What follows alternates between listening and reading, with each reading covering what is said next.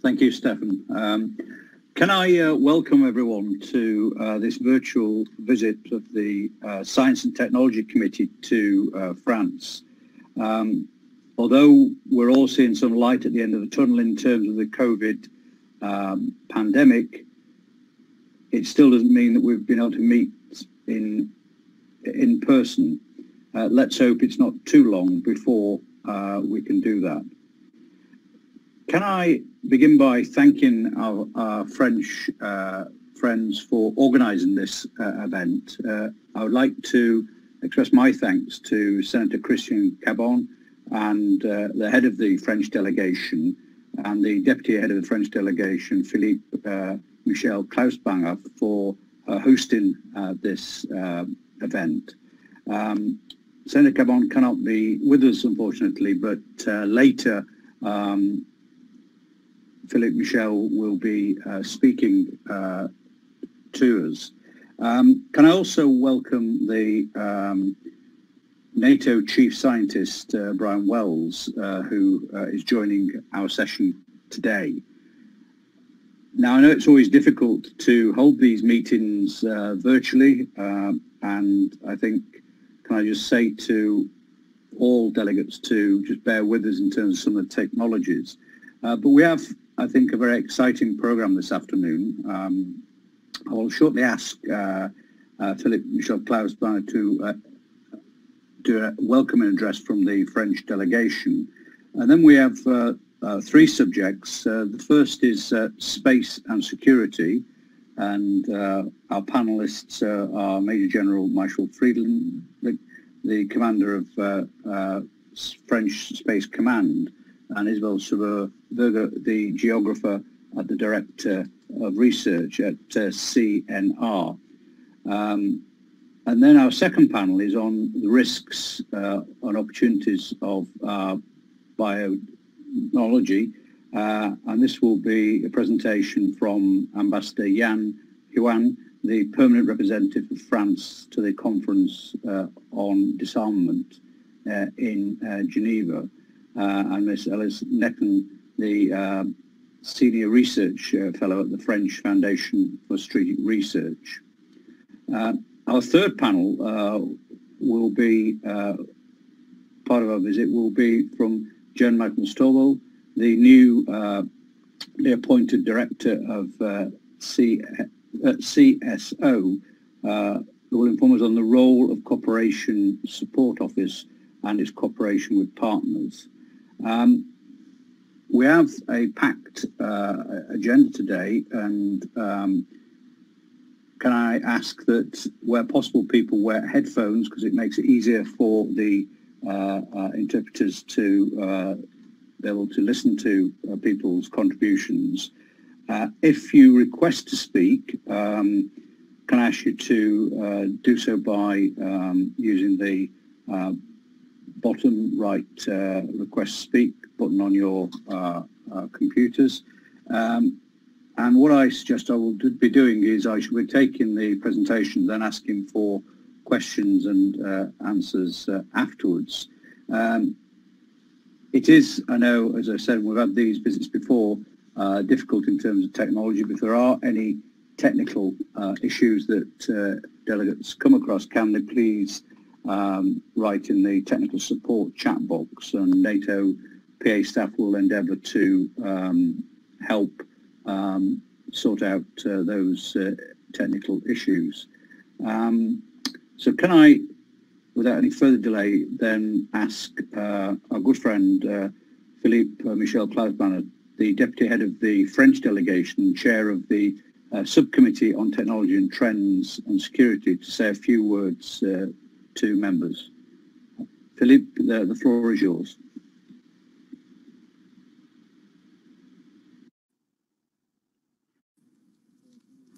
Good afternoon. Good afternoon, Chairman Kevin Jones. Thank you for welcoming us here. Good afternoon, colleagues, Ambassador, General, ladies and gentlemen. It is my pleasure to welcome you today to this virtual visit to France. President Cambon is unfortunately held in his constituency, and so therefore I have the privilege of intervening in our meeting today. It's the second time that our committee is meeting in this way this year due to the pandemic, and we hope to be able to meet you in Paris and Toulouse, but unfortunately that was not possible. We hope to be able to see you in France shortly.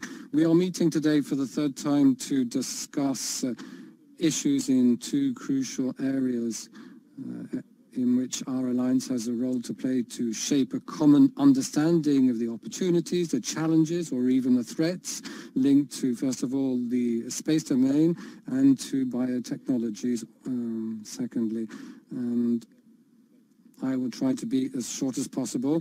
Senior speakers that will be intervening today, and I thank them for being with us today and for being available, will present the French vision and their understanding of these issues. I'm sure that their briefings will trigger a fascinating discussion and will enrich the reports of our excellent reports, and will stimulate also our reflection and give us work strands to consider within our national parliaments.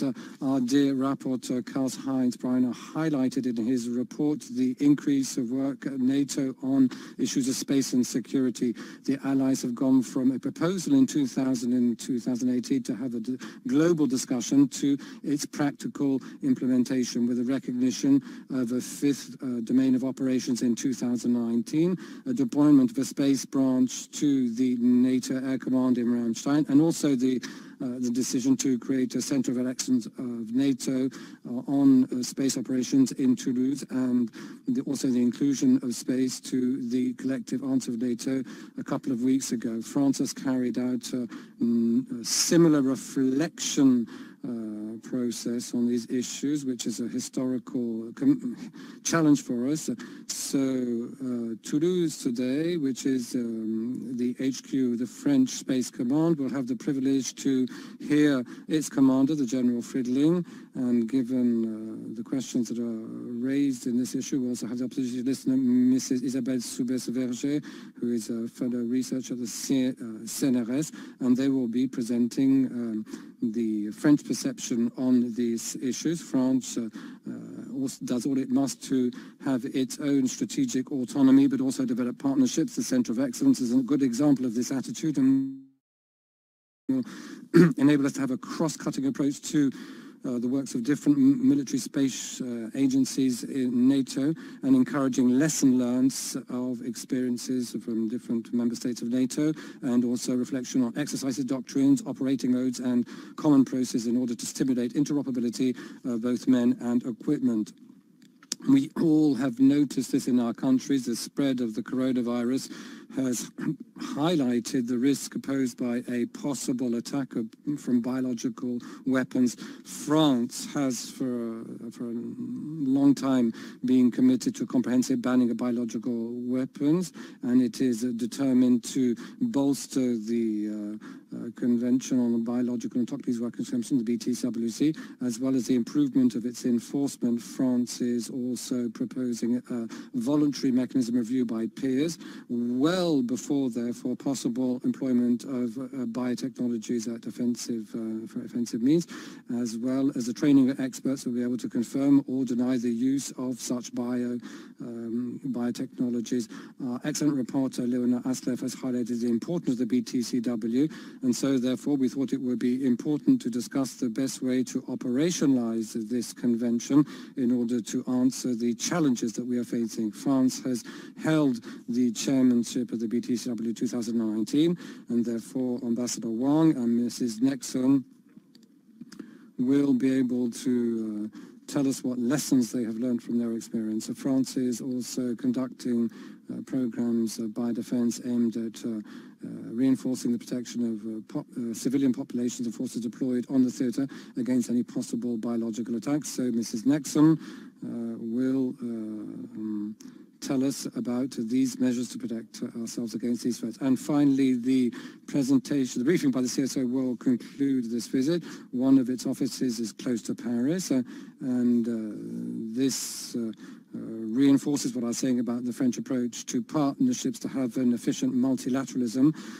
because we think that working in a network helps us to reach better conclusions. So, dear Kevin, dear Chairman, this is in the spirit that we will be holding this meeting with very senior speakers, and we hope that you will all be interested by this virtual visit, and that all our guests will compensate for the fact that we are not able to meet physically. Thank you very much.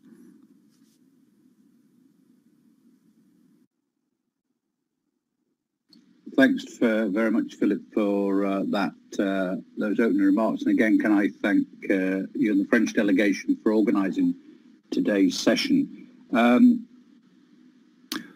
Our next speakers should already be here, and can we request, invite them to request the floor? Yes. You have the ambassador here already.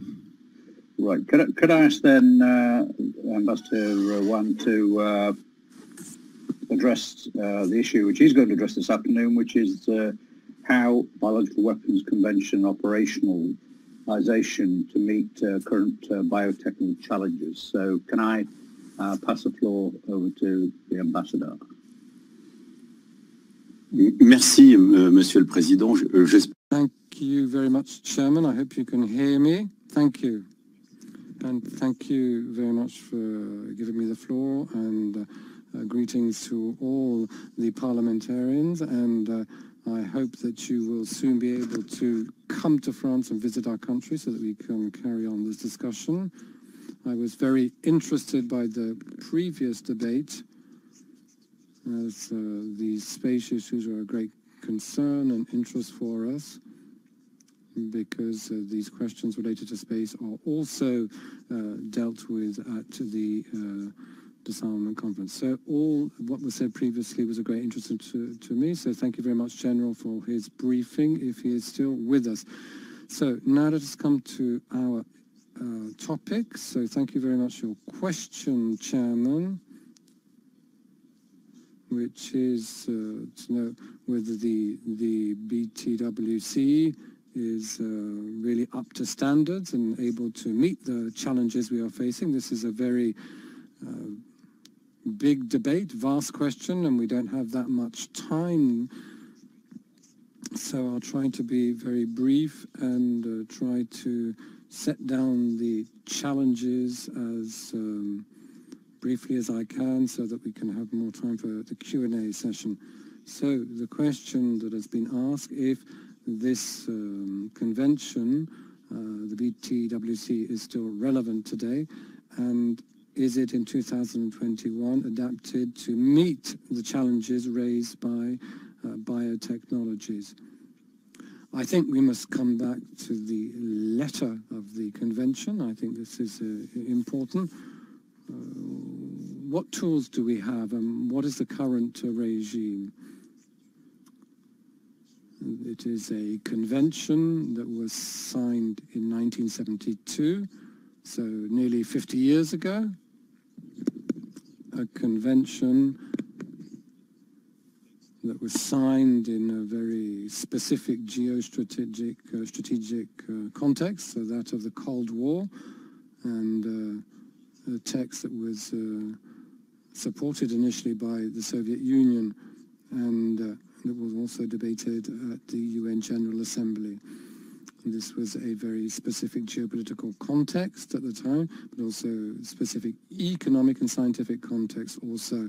In 1972, there weren't as many stakeholders and entities that were interested in these biotechnological questions. There weren't a great number of private entities that were involved in this sector. There weren't any global industries that were working on these issues. There was an internet, and the fluidity of scientific information that we have today, and the momentum that exists today on for the development of biotechnologies that we're witnessing today in 2021. So everything has changed in 20 years. However, we have a convention, nevertheless, that is very clear in what it states, and that says that the states commit themselves to never, under any circumstances, develop, stock, buy, conserve biological agents, whatever their origin, their means of production, the types of quantity that are not aimed at peaceful aims. So it's a bit complicated. I'm sorry for this, about this long definition, but that is the basis of this convention. So on this basis, my ancestors wanted to put in place a regime, a comprehensive banning regime.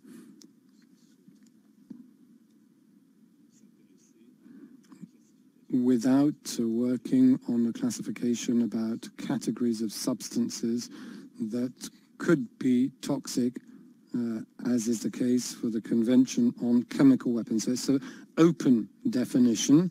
We noticed that our predecessors wanted to cover all the agents that were known at the time or that could be discovered in the near future.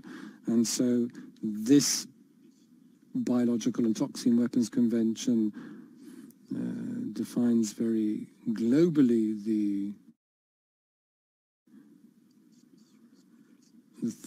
theatre of intervention, and also bans transfers also, and also states that there is an obligation to develop international cooperation to peaceful means in this domain, and I insist on the peaceful aspect of this, and other mechanisms that are linked to verification of commitments taken under this convention. And these mechanisms of verification, even though they're not very robust, they do nevertheless exist, and they have been included in this text. And especially Article 5 states that when a state party to this convention, this state commits itself to consult all the other state parties to solve problems concerning the implementation of this convention. And Article 6 states that a state can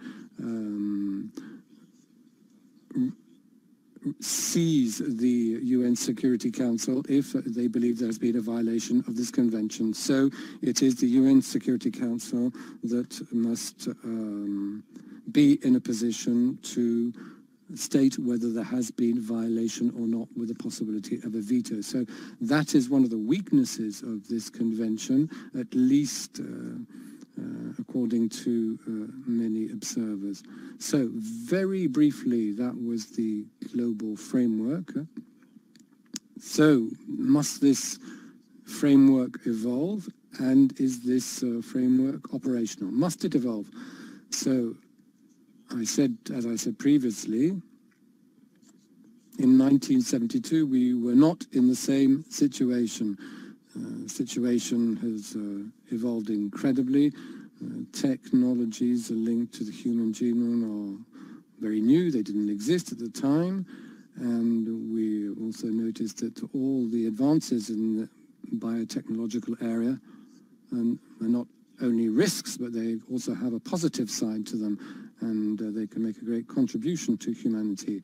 So regarding all these questions, there is a dual approach that we need to have. That is something very important, and as there can be very positive outcomes for humanity, broadly speaking. Nevertheless, despite all these advances, there are also risks and challenges that we have to take into account in view of wanting to limit proliferation and increase of risks on the international scene. Third dimension point that calls for an evolution of this standard is the fact that we have just been through this COVID-19 pandemic. We all saw that this pandemic, most people think that it has a natural cause, also has a very disruptive impact on our societies. And without question, the biological question is an obvious international issue, and that is an unavoidable challenge that we all face. And if certain countries wanted to use biological instruments to hostile ends, we would be confronted to situations that we are currently witnessing due to the COVID-19 pandemic. So all these points point to the need to an evolution of this convention. So when it comes to standards, I think we have all the tools we need. We have a definition that is open and sufficiently open to cover all the risks. We have Article 10, which is the base for cooperation on international level between state parties regarding all biological consequences of biotechnology. If we use well Article 10 and appropriately, we could ensure that the international community be in a greater increases its security regarding biotechnologies, because accidents can happen in a biological installation, and they could have devastating effects even if there weren't any hostile intent initially. So we have Article 10 that allows this kind of cooperation, and then there is Article 7. En cas d'attaque.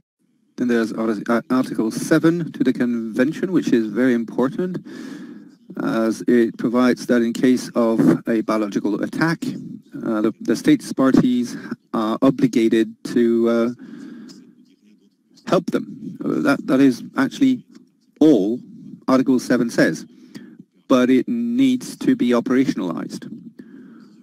France and India have a joint proposal in this respect, and we could hark back to it for a minute later on if you so wish.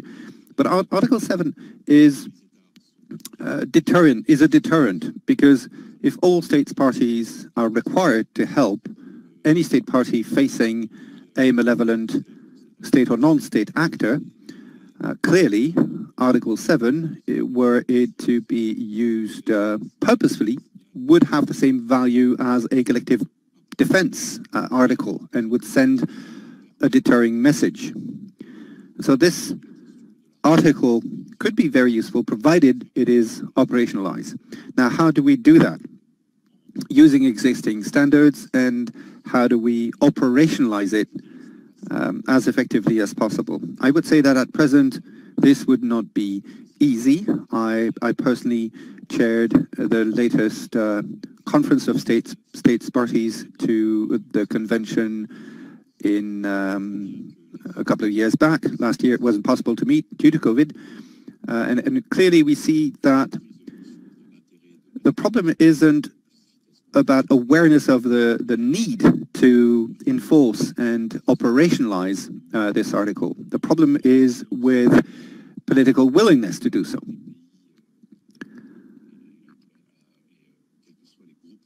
Regardless of countries or groups of countries, there is fairly broad consensus to consider that the convention should be operationalized and should be easier to use. Every year there are conventions of experts with hundreds of participants to exchange scientific knowledge and data, and to take stock of the present situation and to try and determine how intentional biological attacks could be prevented in future, and also to ensure that we are properly equipped to fight against bioterrorism, which is clearly a clear and present danger. There are also exercises in transparency.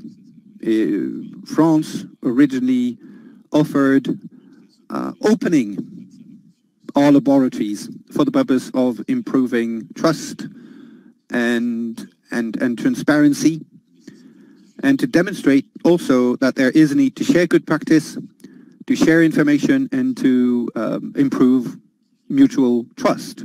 There's lots of proposals from many different countries to try again to operationalize the convention, but there's, for instance, a German proposal that is, I think, interesting, to set up a scientific, an advisory scientific committee within the organization that would recommend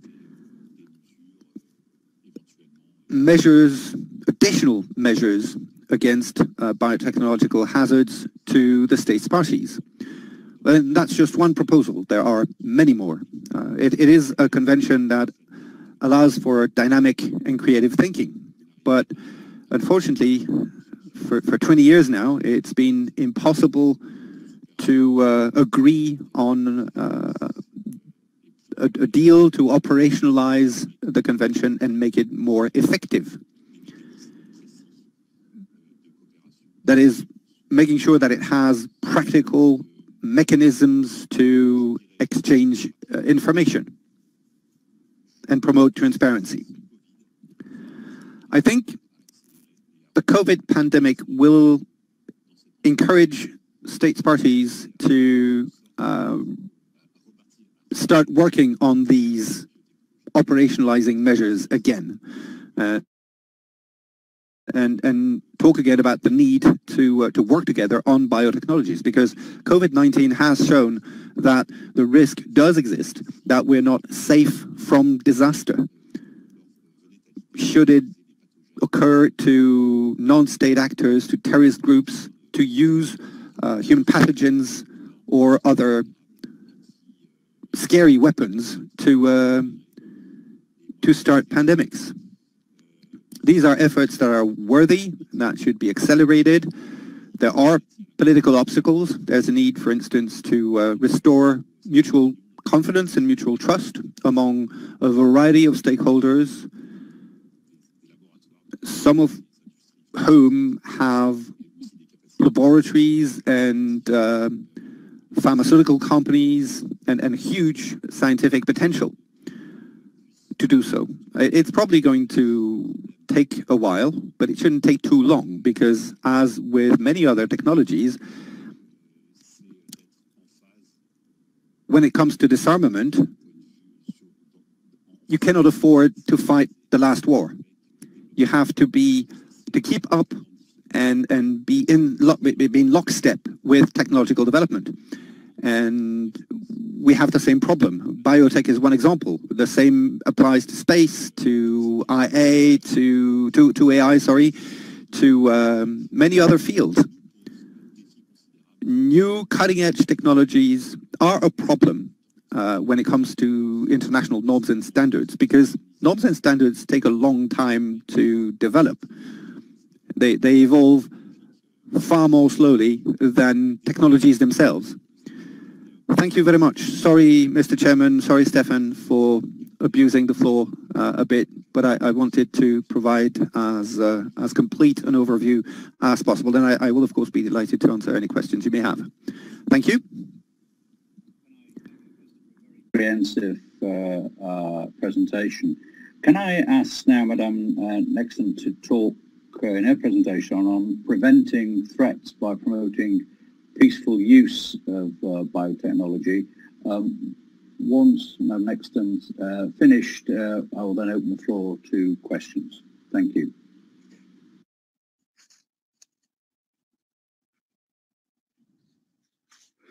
Je vous remercie, Monsieur le Président, Monsieur l'Ambassadeur, Mesdames et Messieurs les parlementaires.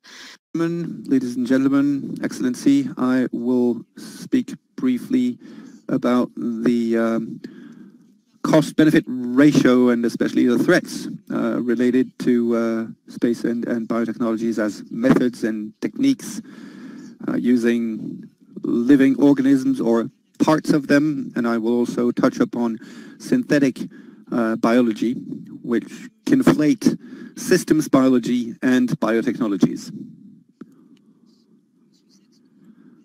I think Mr. Sachs can share my presentation.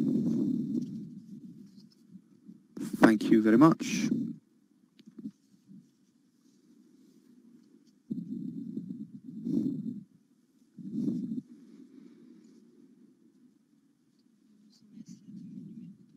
Slide 2, please.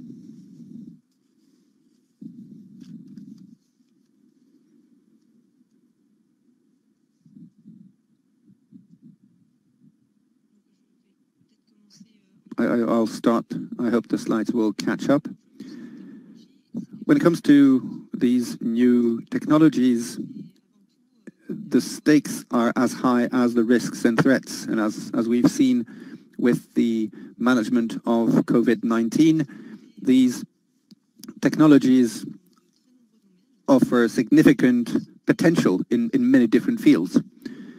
In healthcare, for instance, but also in farming, in the energy sector, in materials, in the materials industry, or in environmental industries.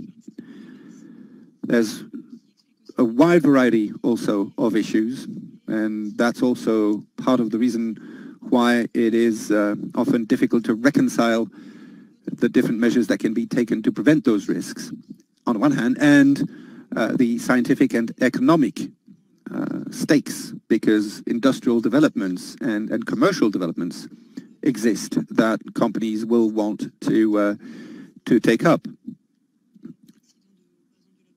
Not to mention healthcare issues in case of lab accidents or unexpected outcomes of research. There are environmental risks in connection with the level of acceptability of the use of these technologies, and therefore also ethical issues and security issues. And I will hark back to this later on. I still can't see my slides. I only wanted to mention about these risks and threats that, as an illustration, as an example, that in 2002, for the first time, a viral DNA was synthesized in a laboratory. The DNA sequences had been ordered by mail. It took 2 years for the team to reassemble the virus from scratch. More recently, in 2017, a team of Canadian scientists managed to assemble a pox virus at a cost of 100,000 Canadian dollars. And so, not only did they do so much faster, but also far more cheaply. And again, DNA sequences were bought and mail ordered, which is potentially problematic.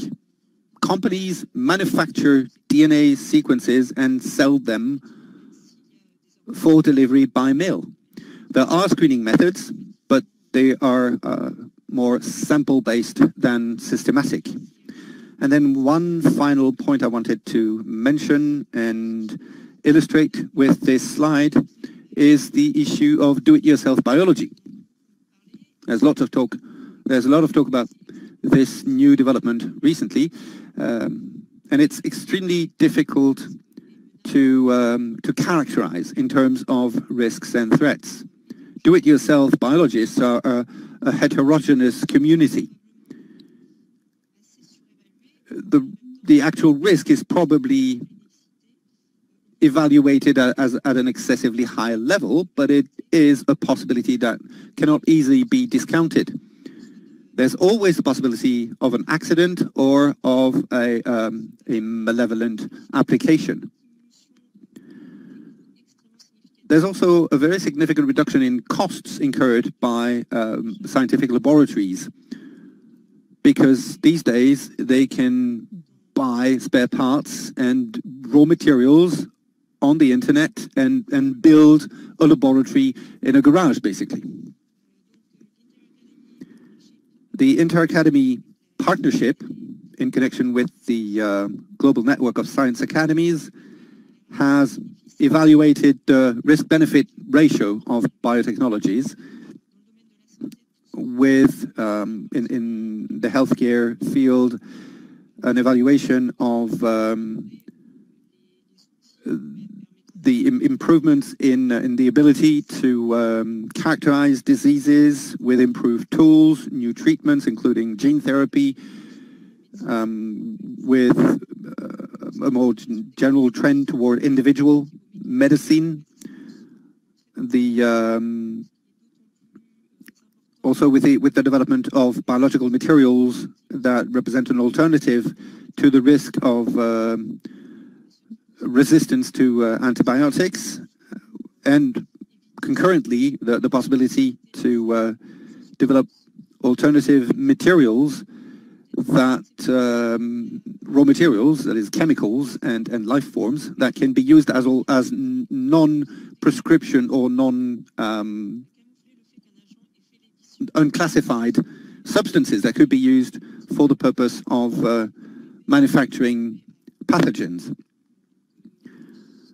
This creates a risk also, and there's a whole range of those, because of the possibility, for instance, of creating an agent that would be camouflaged, and new types of agents could also be developed through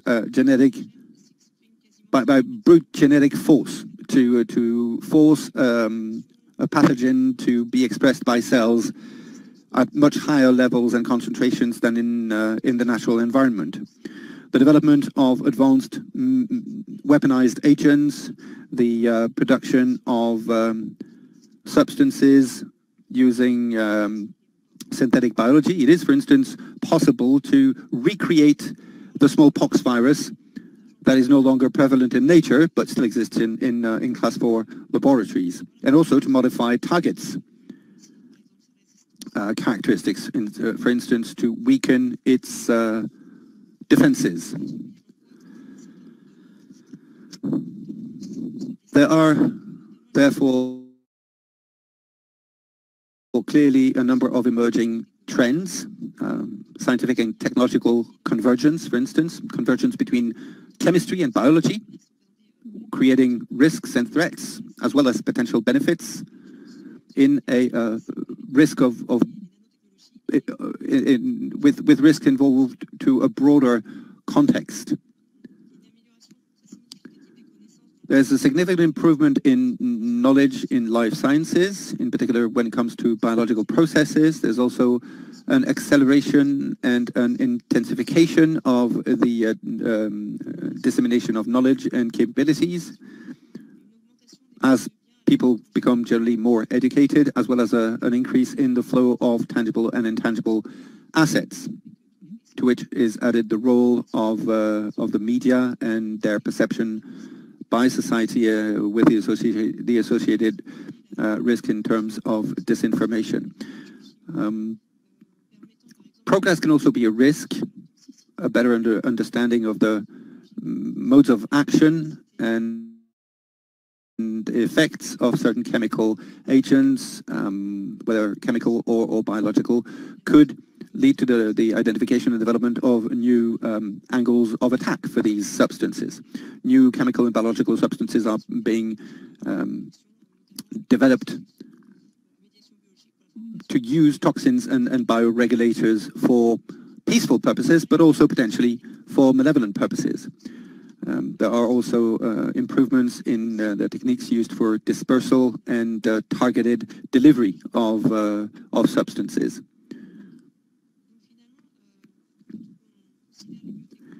Considering biotechnologies, the issue is essentially more generally with the issue of dual use, both civilian and military uses. There are potential developments, but also the risk of substances or tools or technologies being diverted for potentially very detrimental purposes. There's also the issue of risk analysis, because there are sometimes significant differences among countries CRISPR-Cas9, for instance, is an enzyme that's often mentioned, and there is a difference between the US risk analysis conducted a few years back by the US and a more recent analysis conducted in France. In France, the conclusion is that as things stand, CRISPR-Cas9 does not create a substantially increased risk of development of biological weapons and does not represent a technological leap. Although the study does mention the fact that further development should be closely monitored. There's also the fact that players from very different origins come together on individual issues, which creates issues in many different fields. There's also a multiplication of stakeholders involved in biotechnologies. There are these days many private companies that can produce DNA sequences that represent potentially a risk of biological weapon proliferation. There's also a risk of technological determinism, a risk to overestimate the threat, or to broaden the spectrum of existing threats, which may hide a worsening of existing threats.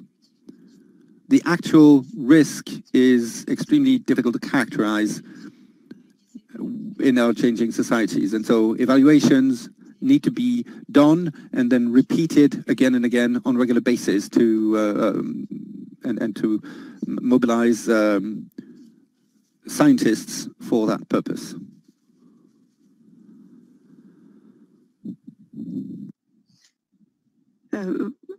Merci. Thank you very much.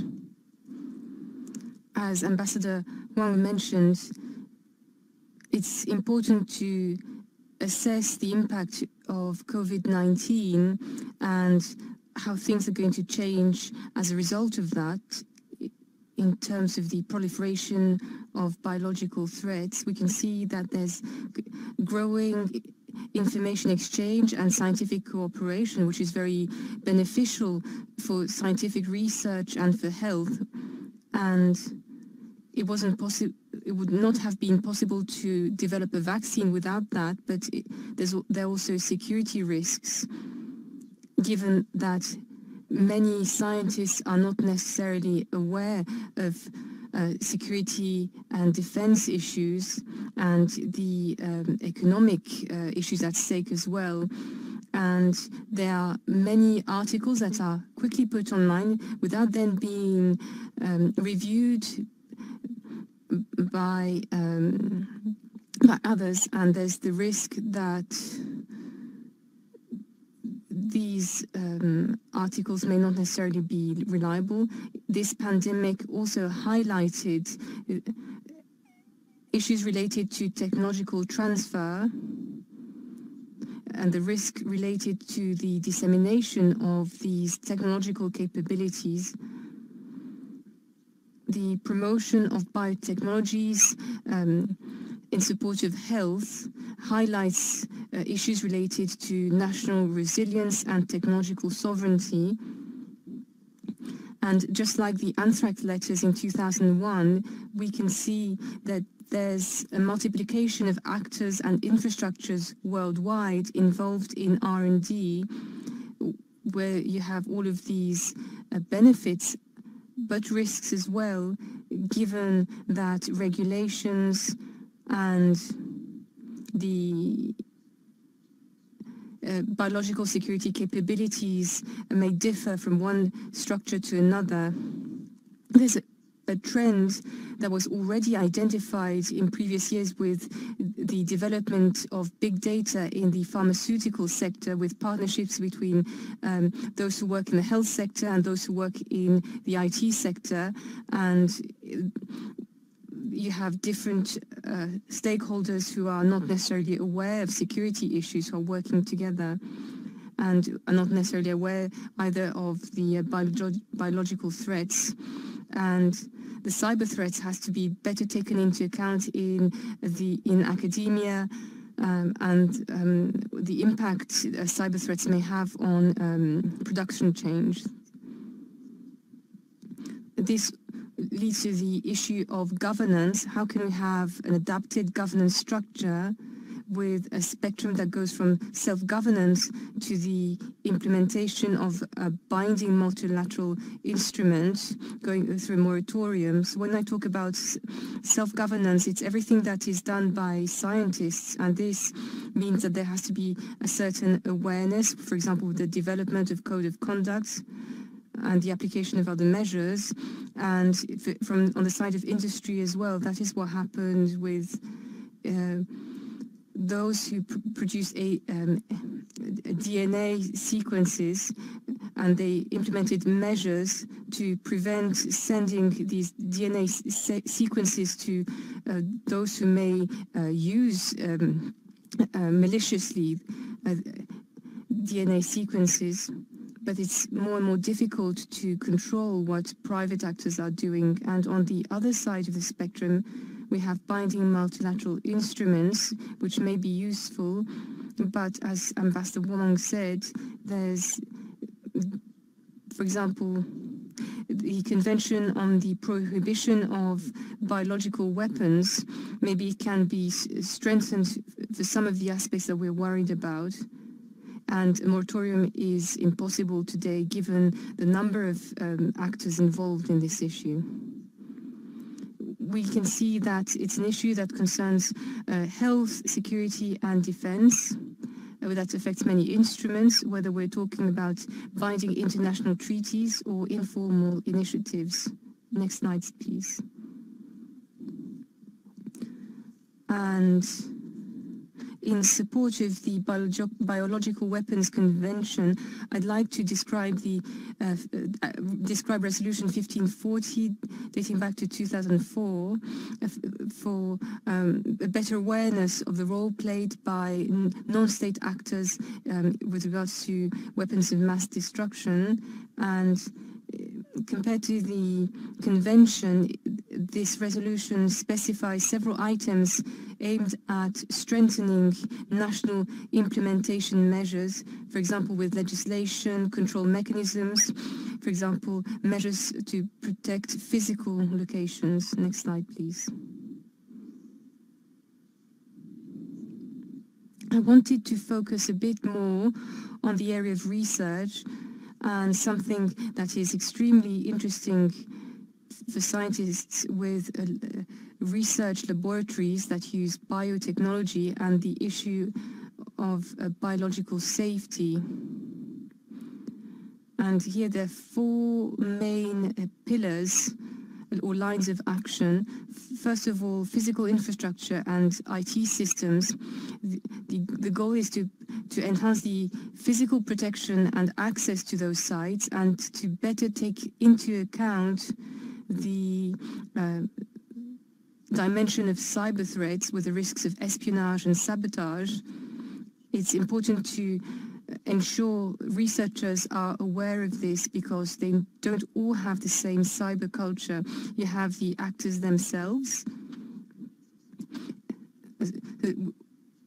The goal is to train researchers and those who work in laboratories not only on the issue of biological safety, which is more or less done, even though it's uneven worldwide, but also train them to manage biological risks. And over the long term, it's important to develop, but also to maintain a culture of biological safety with codes of conduct, training, and lessons learned, based on what is currently being done in the nuclear domain.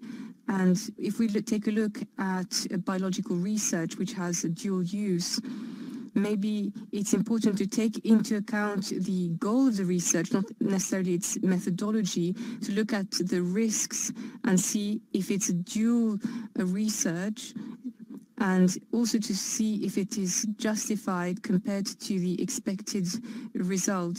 Before beginning this research, it's important to see if it's not possible to use another methodology that comes with less risk. And more generally, research is based on acquiring and spreading expertise, and the issue of risk prevention related to the dissemination of knowledge is important. It's important for researchers to understand that, for example, how they exchange information in symposia or in international meetings. And finally, the final issue I wanted to mention is the issue of monitoring databases that have the genomes of pathogens. I believe that it's better to check who checks these, who connects to these databases. Next slide, please.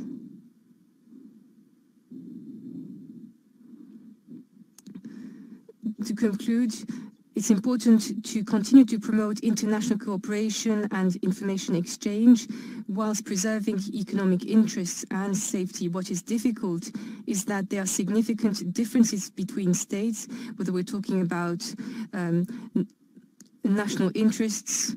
For example, there are something that others may not consider are important because they believe that it's in the national interest. There's also huge differences in terms of regulation, human resources and financial resources as well, and this is going to have an impact on infrastructure, on equipment and the ability to implement biological safety measures. Therefore, there are several lines of actions that we can envisage. First of all, promote scientific cooperation and exchanges, but enhance transparency, something that was mentioned by Ambassador Huang. Raise awareness in research laboratories. It's important to raise awareness and train, but also to regulate and control, first of all, by ensuring that those adhere to this approach, but also by evaluating risks and threats regularly,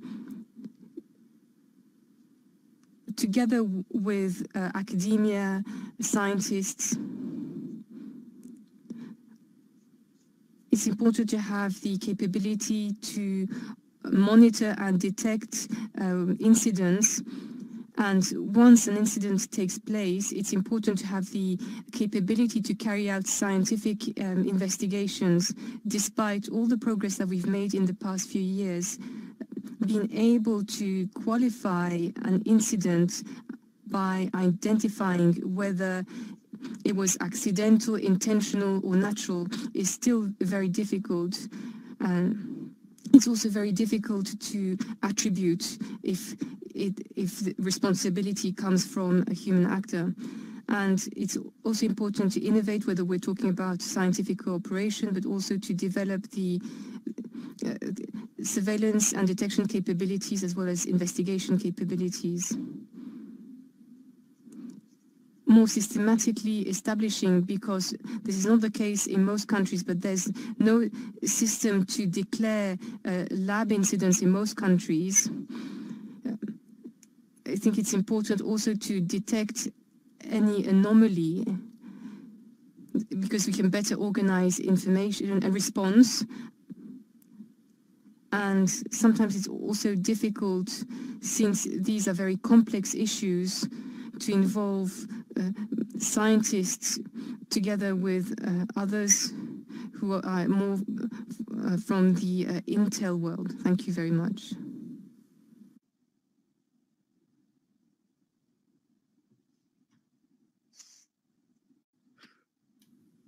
Can I thank you for that presentation. Stefan, do we have any questions? Yes, we have. We have Leona Alslev from Canada. Right. Leona, would you like to ask your question?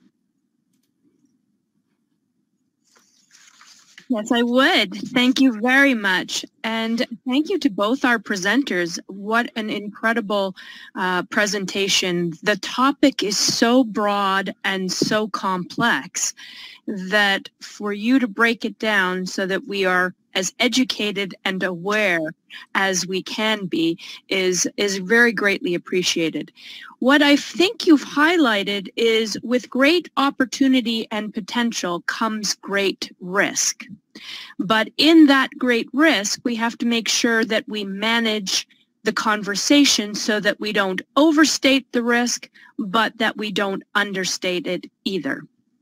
And as legislators, members of parliament, we have a responsibility to try to manage that conversation and to put important controls legislation in place. So I wondered if you could give me some idea around the pragmatic side of where, in general, our legislation, rules, controls are failing us, and what you would argue would be the one or two most important areas of controls that we would need to focus on. I'm thinking as perhaps one example around export controls or reporting around the capabilities of certain labs and some of the viruses that are being studied in those labs. But that's only my perspective as a lesser informed legislator. So I wonder if you could speak to what, if you were recommending to legislators, what are sort of the 2 or 3 key areas that we need to move on quickly in order to manage and mitigate some of the rapid advances in biological weapons and technology that we're seeing? Thank you. Thank you. I understand we've also got Philip requesting the floor.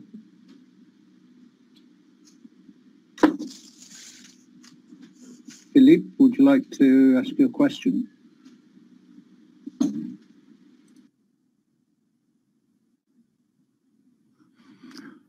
I don't see him. Oh, no, he comes back now.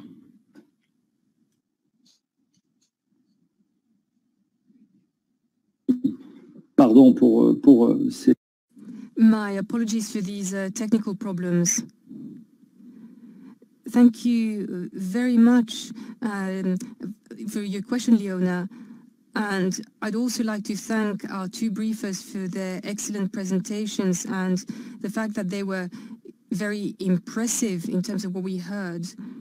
And in line with what my Canadian colleague just said, it's important to remember that we signed a report in the NATO Parliamentary Assembly, a report signed by Tom Marino on the need for us to limit access to some technologies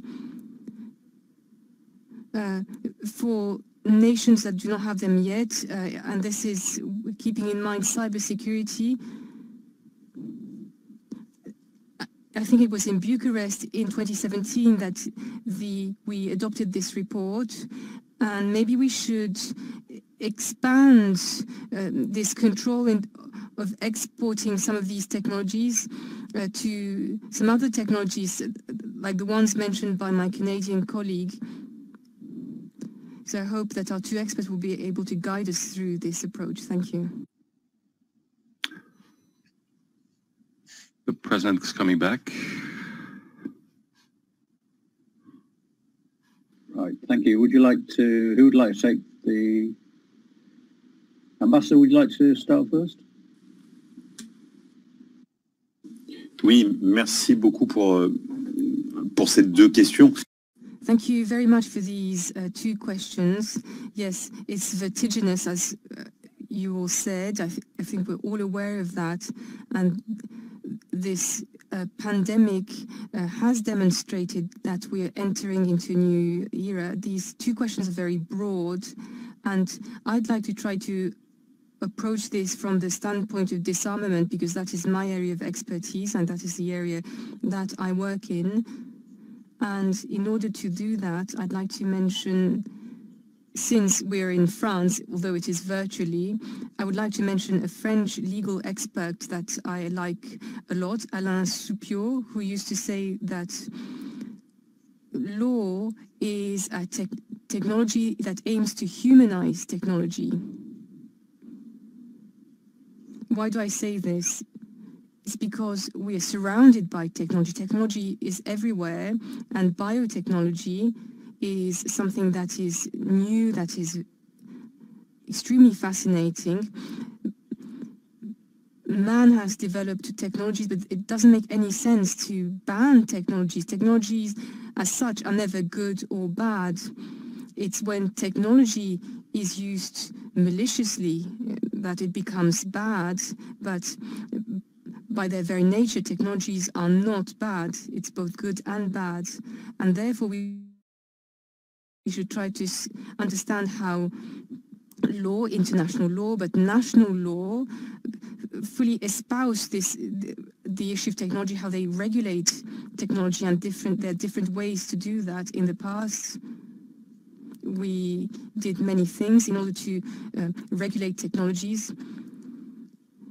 We try to focus on its employment so that it's not used in a hostile manner. And let me take a very tangible example, and then I'll come back to the issue of biotechnologies.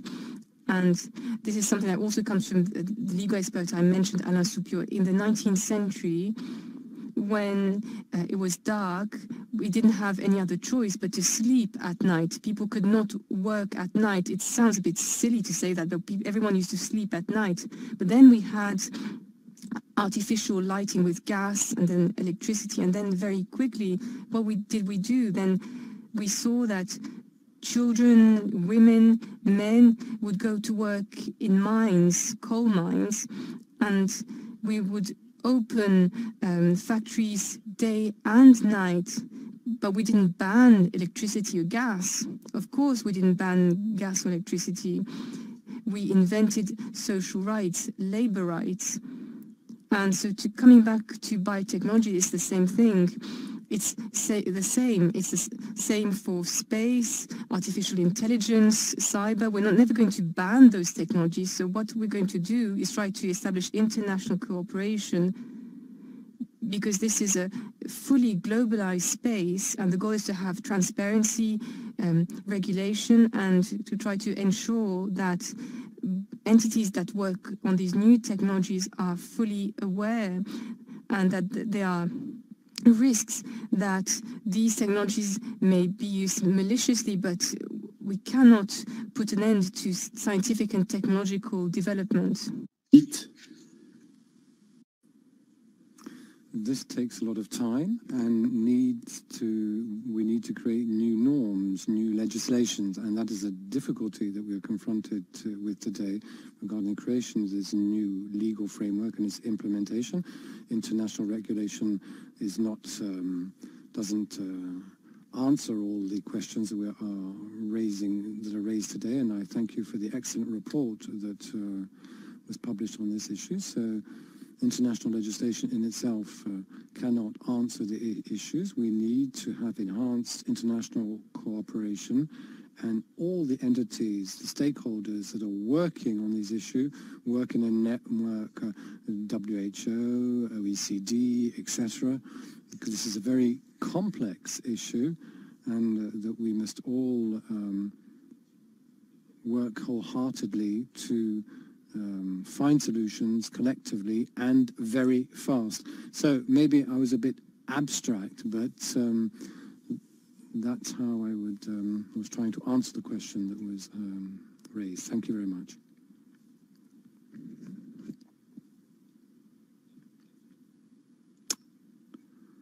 Thank you very much. Several points I'd like to highlight. The question of surveillance of databases with DNA sequencing, as well as all the production means, how we can control them, and we also need to increase transparency when it comes to research laboratories. They're also on the question of laboratories at level 3 and not only 4.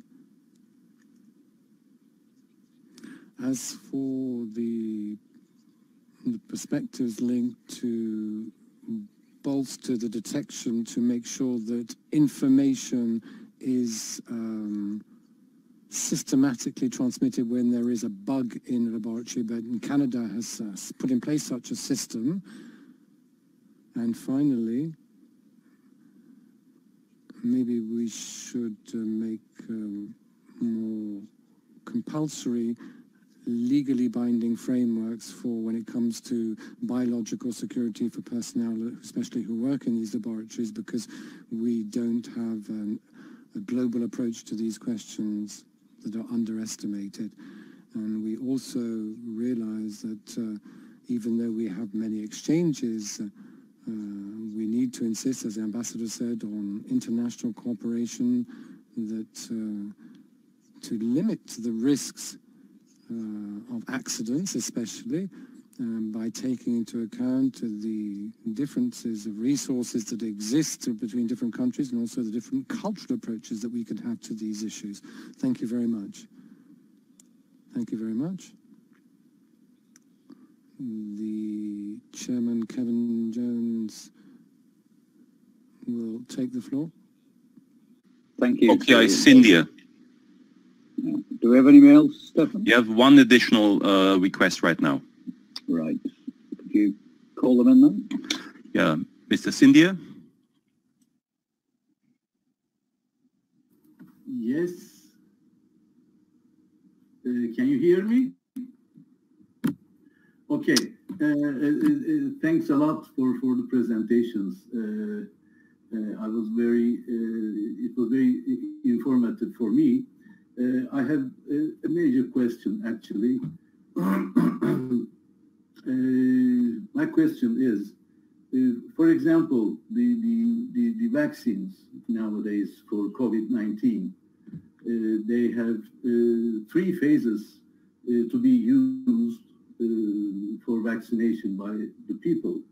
So there's a certain process for being used for the sake of people. But biotechnology, I mean, you're using a biological material, you're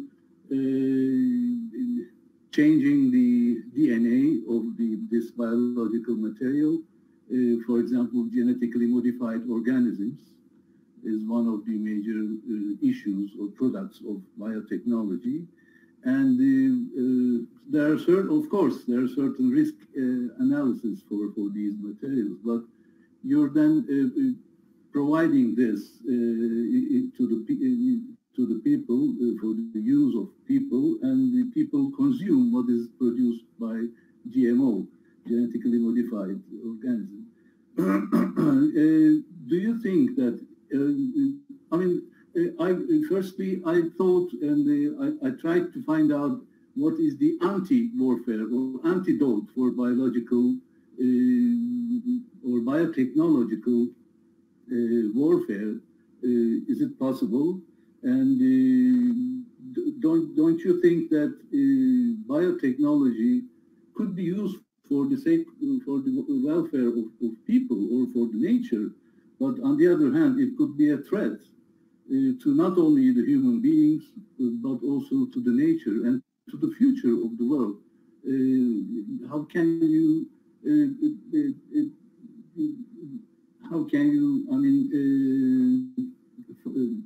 determine the future risks and outcomes of these biotechnological warfare? Thank you.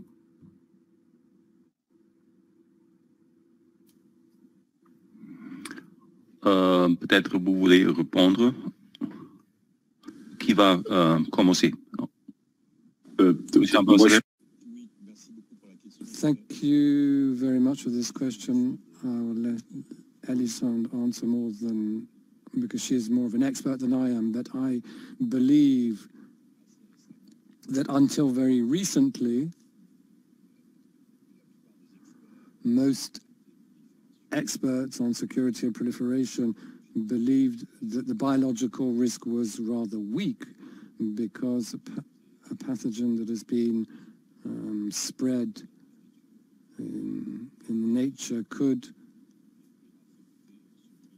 then infect those who were at the origin of this spreading. So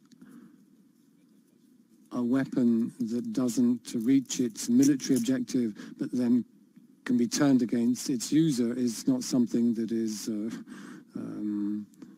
not considered as a favorable outcome. So the proliferation community believed that the development of biological capabilities was rather weak because there was a very limited ability to control the impact of such tools. I think now we're entering a different phase because the progress made on work on DNA, I think we can now create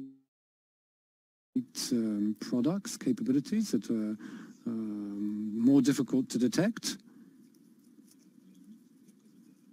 and that could represent a greater military advantage. And of course that is a concern for us, especially when it comes to clothing. But there again, I'm not an expert in this field, but I think nevertheless that if we are going down this path, we must be even more vigilant than beforehand, of course within the framework of the prohibition of biological weapons, but also when it comes to increasing our cooperation to fight against the risk of bioterrorism. Thank you very much.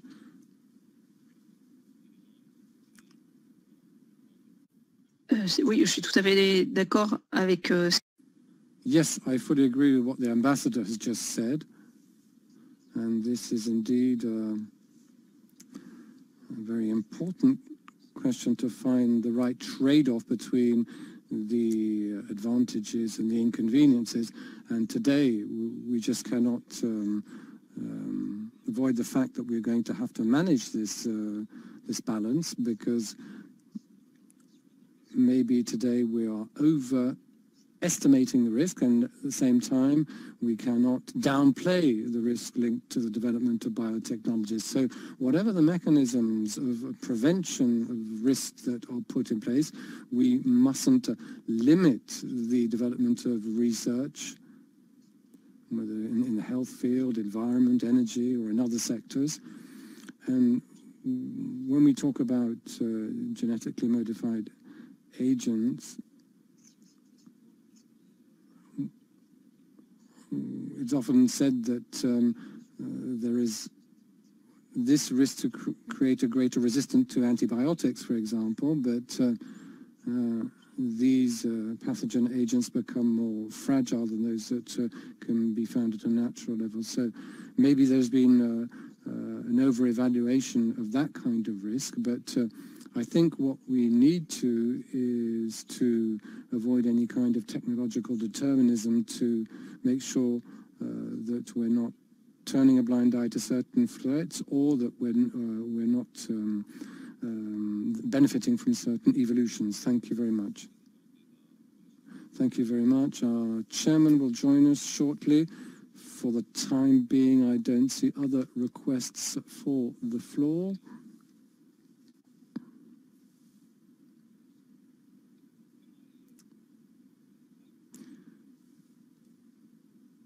And Madam Next for a very thought-provoking presentation, and thank you for asking questions. This is an area which I think is going to be increasingly part of our work in terms of something pre-COVID we wouldn't have thought about, but thank you very much for two great presentations. Can I now move on to our final panel, which is a panel, it's one person, is a presentation by John Michael Stordal, the new director of the NATO's CSO, and he will be talking to us about the role of CSO in NATO's science and technology organizations and cooperation with partners. So can I hand the floor over to John Michael?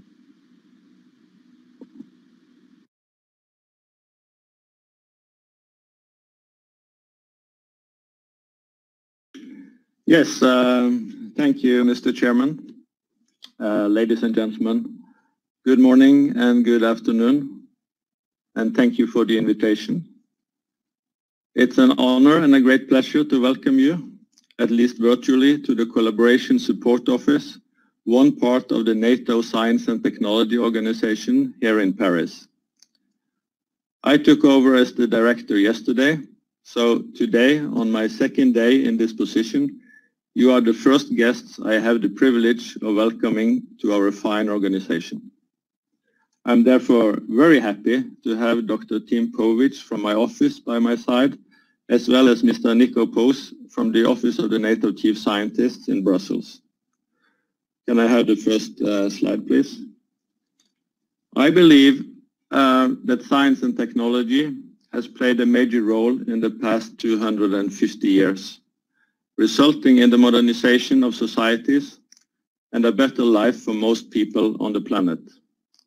Through major investments over time in science and technology-related research and development, the West has had a leading position in this and used it to secure, develop, and advocate its common values and way of life.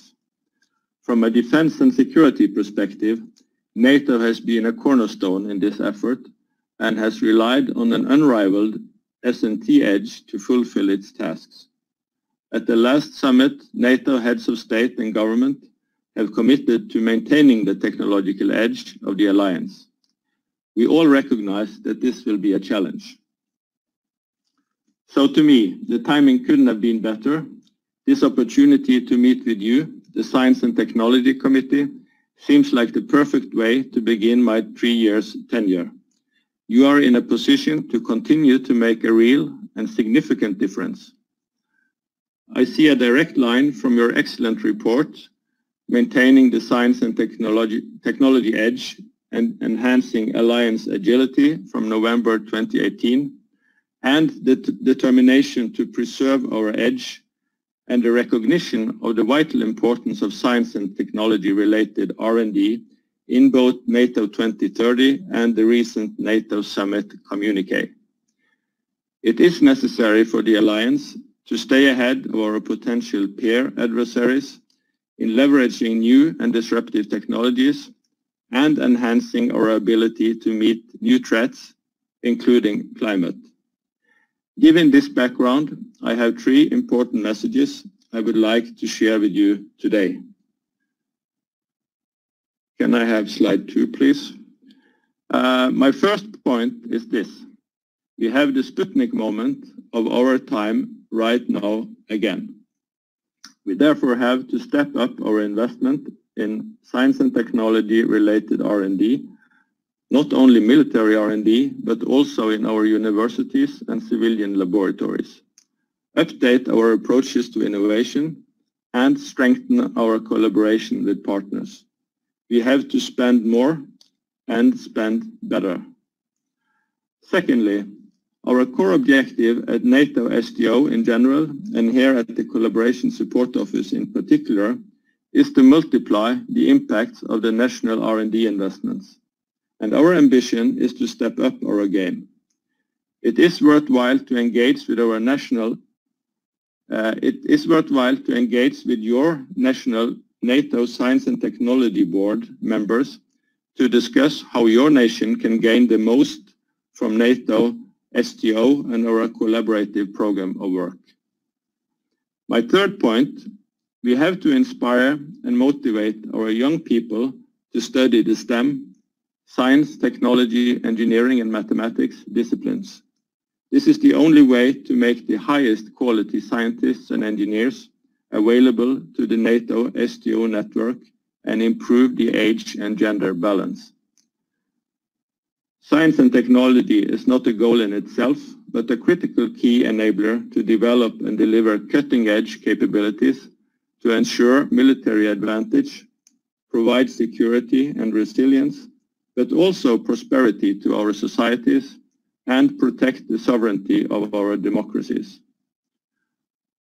I'm a freshman in the director's chair, but NATO STO and the Collaboration Support Office has for decades been essential in our efforts to build a strong and vibrant technological and industrial base in my home country, Norway.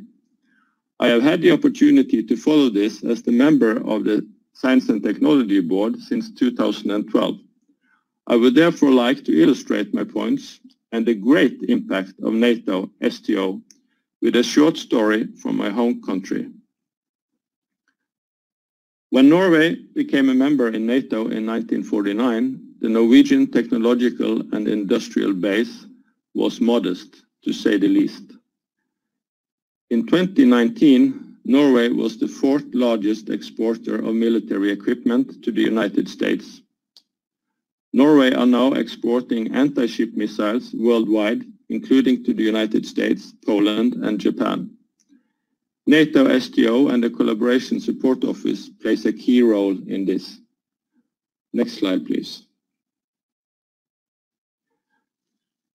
We have also developed the most advanced autonomous underwater vehicle for both military and civilian use, named Hugin. In this article from The Economist back in 2018, the Norwegian ship, the Seabed Constructor, with home port in Bergen, Norway, and equipped with 8 Hugins, is quoted to be the most advanced civilian survey vessel on the planet today.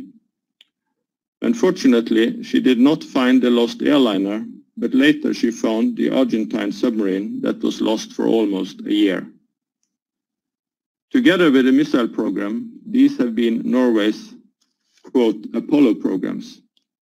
They have contributed significantly to national security and resilience, the most important, but also to burden sharing in NATO and an advanced national and technological base, especially in the maritime area, resulting in well-paid jobs in both research, development, and production. The success formula has had 3 key ingredients: a bold and forward-looking political leadership, ready to commit and invest in science and technology for years, a pool of brilliant scientists and engineers, and last but not least, direct access to vital knowledge hubs, particularly through NATO STO, but also close allies, the OECD, and in the later years, the European Union. These international organizations have served and serve as midwives in our national development of policies and an institutional framework for science and technology. Next slide, please. The Science and Technology Board, chaired by the NATO Chief Scientist, who is based at the NATO HQ in Brussels, provides the overall vision and direction for the STO. The 3 executive bodies, the Office of the Chief Scientist, the Center for Maritime Research and Experimentation in La Spezia, Italy, and my office, the Collaboration Support Office here in Paris, help execute that vision. The current STO has a long lineage within NATO, and currently the STO has built the trust and confidence in its large network of scientists. Next slide, please. I'm proud to say that NATO STO and the Collaboration Support Office are facilitating the largest and most vibrant scientific network for defense and security in the world. In our network, at the moment, more than 6,000 scientists from 46 different countries are engaged in more than 300 carefully selected research and development projects using science and technology in solving real problems. STO leverages specialists and scientists from government, research institutions, academia, and industry. The efforts allied and partner nations pursue in the STO foster dedicated national, bilateral, and multilateral efforts, of which I showed a few examples from Norway. The cornerstone of the Science and Technology Organization is the collaborative program of work, which describes and structures the cooperation in detail. As an example, the United Kingdom participates in some 70% of the program of work, and according to their own estimates, benefits from a financial leverage of some 10-to-1 from this cooperation. In other words, the return on investment is estimated to be tenfold. It's really quite extraordinary. Even if Norway has not done this estimation directly, being a small country, the benefit is probably even higher. An example from my former life at the Norwegian Defence Research Establishment as Director General will illustrate this. One of our scientists participated in a classified discussion within NATO STO about the future of direct energy weapons, together with the best experts the network could foster.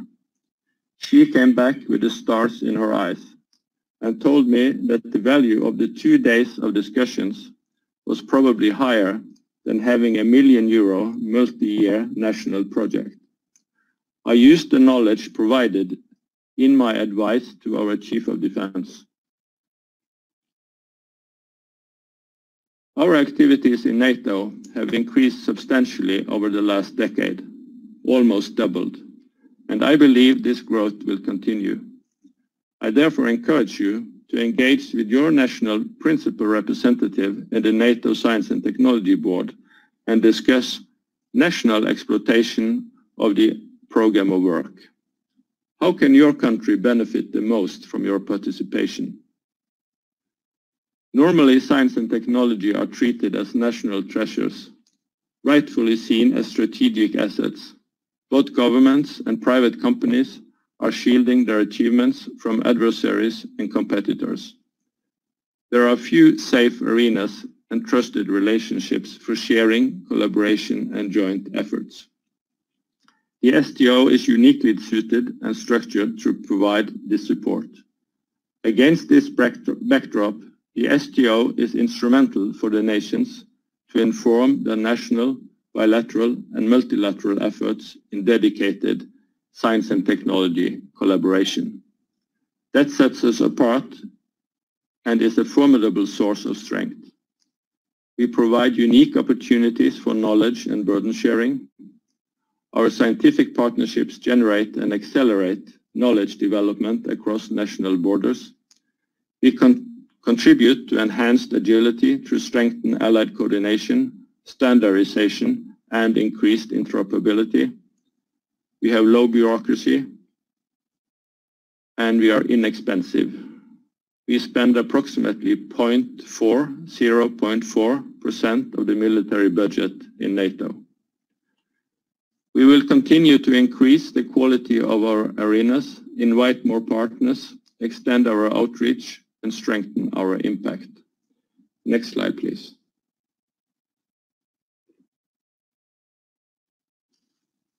Societies have often been described by the technologies that characterize them. Technology can be seen as a strategic dimension of society. New technology will add another layer to our very understanding of proximity. Potential threats from cyber attacks or digital attacks are not measured by their geographical closeness. They can be launched from the most remote and distant corners, which means that we will have to expand our, quote, geopolitical perspective. The STC's Asia report is a perfect example on how we will have to approach that. By expanding our understanding, building new strategic partnerships, and upgrading our ability to manage future threats. The STO Enhanced Opportunity Partners Program provides enhanced opportunities aiming to encourage, facilitate, and sustain increased offers and contributions by partners. Australia, Finland, and Sweden have long been extended opportunity partners, and Japan was recently added. The STO paradigm for their participation in S&T activities is that, quote, they are on equal footing with the allied nations unless there is a compelling reason not to do so, as an exception. The real value of the collaborative network is partner engagement at at the scientist level.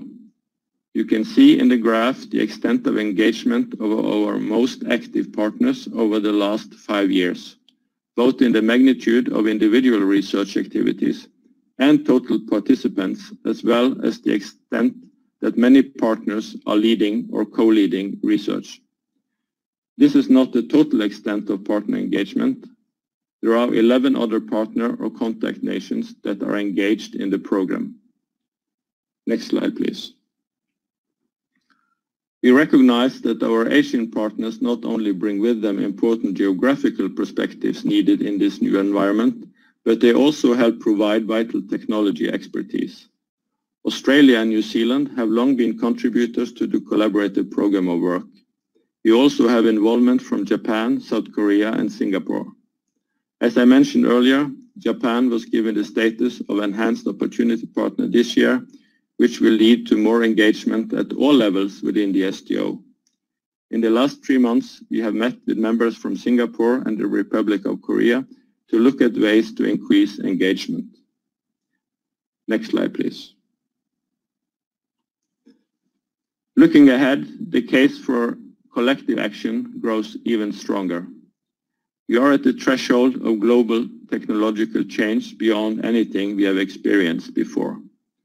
We need increased investment in S&T related R&D, not only military, in the nations to stay ahead of this change. This will result in both strengthening the edge, but also result in well-paid jobs in the nations. Investing also in the collaborative program of work allows each nation to leverage contributions from the alliance and burden sharing. Maintaining the technological edge is not easy. It's hard work. New technology will add power, precision, and range to our current defense systems. But this technological change is also a beginning of the next era in defense and security, with new weapon systems, new defense strategies, and new security concepts emerging in the real and virtual world, including space. That means we'll have to step up our investment also in high-risk, high-payoff procurement programs. There will be more specialization and dual use, so more often we should draw on our different strengths and leverage the strengths of our partners. No one today can precisely predict how fast and fundamental the changes will be, and what, for example, the security and societal implication of climate change will bring us. But our key to success is to foster a knowledge community that excels in science and technology,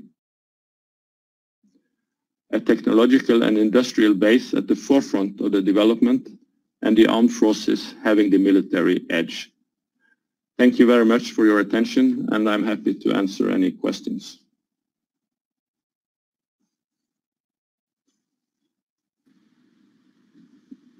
Can I thank you, John Michael, for a very good presentation, emphasizing not only the importance of investment in science technology, but that by cooperating we can obviously strengthen the alliance, but also benefit individual member states as well, but also emphasizing the issue around partners. And it's, I know, one that we've picked up in terms of our Asia report, and we had a very good visit, I think it was 2 years ago now, to Singapore to see the work they're doing. And I agree that the work with Southeast Asian partners, I think, is going to be increasingly important to the work of NATO. Stefan, have we got any requests? Yes, we have two. We have Nusrat Ghani and Leona Islev, our two rapporteurs. Could I take them both together? Mm-hmm. Right.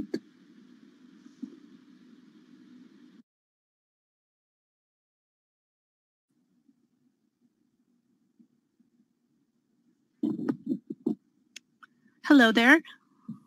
I think I will go first. Thank you very much for a very important report and for all of the work you do. I mean, obviously, we're an alliance, and if we don't have our collaborative organization and contribution, we're in trouble. So I have a pragmatic question for you. In the 2018 report, we noted that there were a number of critical positions in the CSO that were going vacant because member nations weren't providing the military personnel and weren't making the necessary contributions.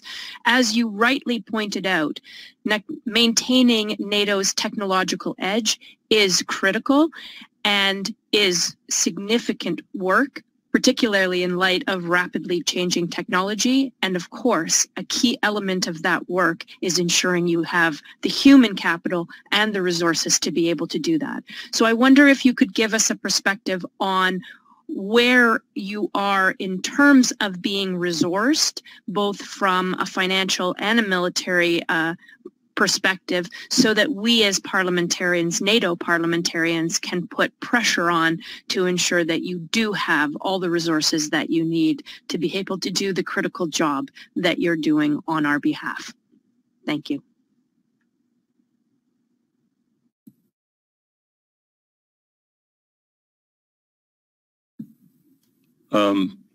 Nusrat, do you want to follow up with your question? Yes, thank you so much, Stefan. It's always a delight to follow Leona. She asks such interesting questions, and thank you, Chairman. And congratulations, Jean-Michel, on your position. And I look forward to meeting you and the rest of the team in real life in the near future. I'm just following on from Leona's question, how further can we ensure deeper and meaningful collaboration? And Jean-Michel, if I can just reflect on one of the slides that you gave, and I just want to talk about the STO-EOP nations and what more we can do to bring in more people into the EOP program. What other nations can we bring in? And what criteria should NATO use to determine which countries should be invited to join, and how the EOP program can move forward considering everything we know in this sphere? And very practically, Jean-Michel, forgive me, but I liked your small presentation on the role of women in science and tech. And I just have a practical question. Do you have any information on the participation of women in your network to begin with? It's always good to start at home before we try and expand elsewhere. And of course, a bit like Leona, any advice you can give us parliamentarians to strengthen our science base, and what more can we do to try and influence our nation states are more involved in this sector as well? Thank you so much. Thank you so much, Stefan.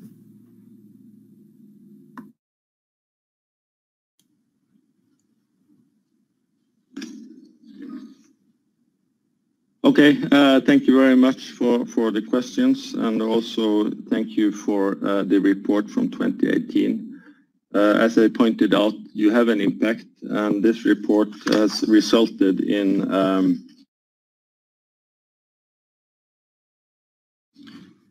a new organization here at the CN in Paris. We are about to man the new organization. We have increased the number of people here. We have also transferred some of the military positions that were difficult to fill for several reasons into civilian posts that we are now in the process of hiring people into.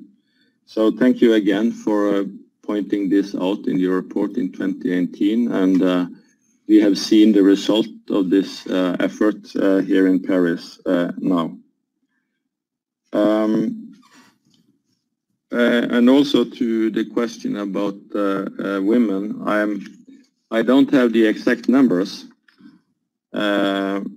but what we do is we try to engage with especially young people. We have a special program in recruiting young scientists into the network. And at least in my country, you see now that the majority of people studying critical technological areas are women, and that's very encouraging. So when we now go out and recruit, we look for and encourage all kind and especially women to engage in our network. That said, I think we reflect, if you look at the gender balance of people kind of educated in the different fields, I think we in the network reflect this in a way. I also would like to say that when it comes to management in our panels, that's the different groups within the STO. We have 5 of the 14 chairs at the moment are women, and we are very happy about that. So we will continue to have a better gender balance and in our network.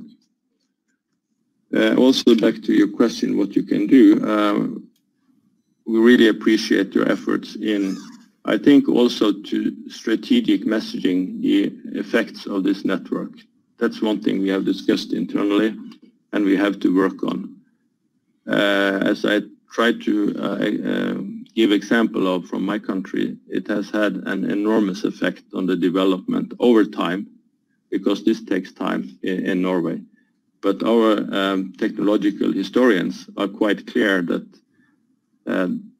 it is NATO and it is the OECD that has significantly influenced the development of our now pretty advanced technological and industrial base in niche areas in Norway. So the strategic messaging of this is one point. Another point is to continue to talk about increasing and also the budget for research and development related to science and technology in your home countries. I think this is important, not only military R&D, but like general universities, laboratories, and so on. And also a very practical thing, to engage with your national science and technology board members and discussing these topics, and also how you can benefit the most from the network. I think that will be very stimulating and motivating, and will also have good results, both short-term and long-term. So thank you.